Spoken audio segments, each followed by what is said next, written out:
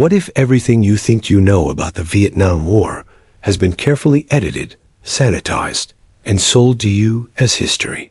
While the United States unleashed thunder from the sky, millions of tons of bombs, endless artillery barrages, helicopters screaming through the air, another war was unfolding beyond the reach of cameras and official reports. A war fought in silence. A war so precise, so ruthless, and so psychologically devastating that the Viet Cong came to believe their enemies were not men at all, but demons walking the jungle floor. Forget the movies. Forget the textbooks. They don't talk about the shadows. They don't talk about the soldiers who never announced their presence, never fought fair, and never left witnesses. They certainly don't tell you how a handful of Australian soldiers embarrassed the largest military power on Earth, achieving kill ratios that still defy conventional logic. Why did the North Vietnamese place bounties on these men worth 10 times more than those on American generals? What happened deep inside the pitch-black tunnels of Siu Chi that made battle-hardened guerrillas flee in screaming terror? And how did a 4-man patrol erase an entire enemy base without firing a single shot until the final moment? Watch closely, because we're about to tear the classified seal off some of the most disturbing and controversial files of the war.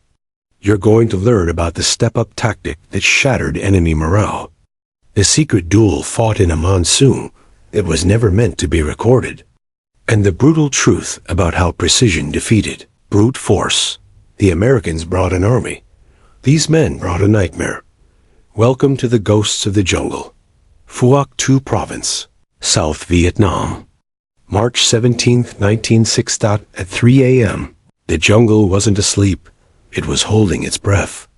The triple canopy rainforest swallowed every trace of moonlight, sealing the land in total darkness. To outsiders, it was a chaotic hellscape of insects, rot, and suffocating humidity.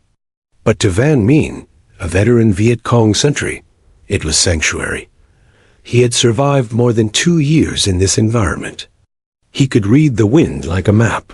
He could detect American patrols from hundreds of meters away by smell alone, their sweet tobacco, chemical insect repellent, and the unmistakable scent of fear.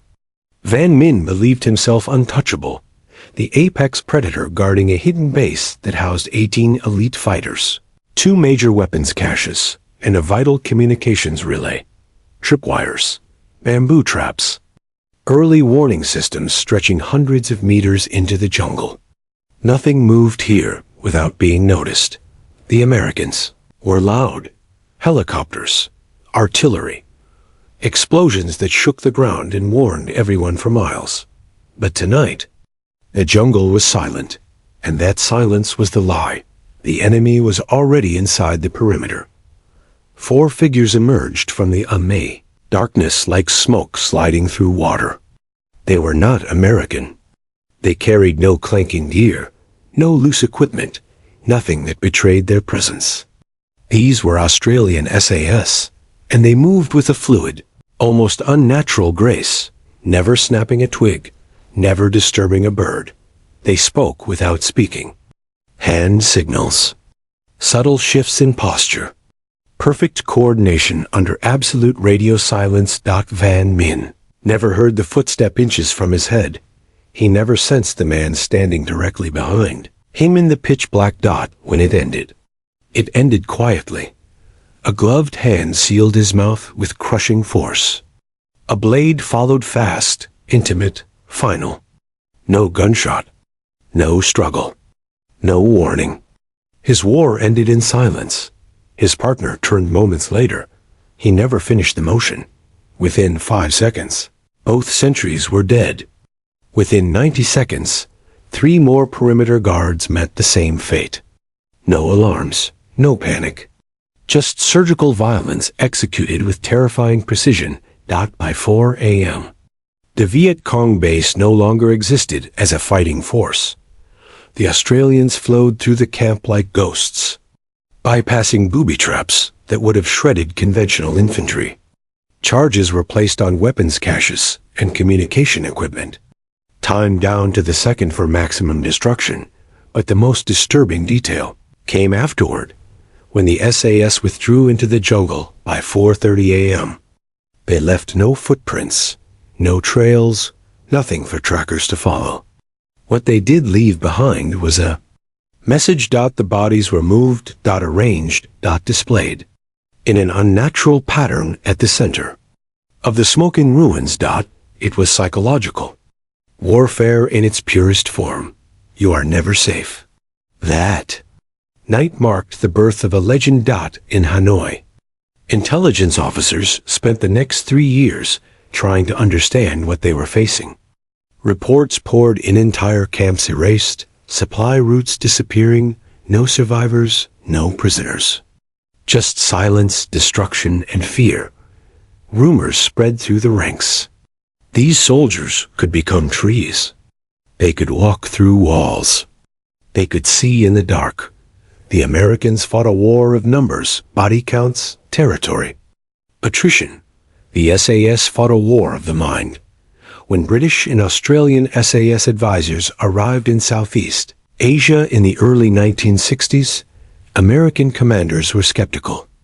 In a confidential 1964 memo, General William Westmoreland reportedly dismissed their expertise, questioning whether counterinsurgency methods suited America's operational tempo.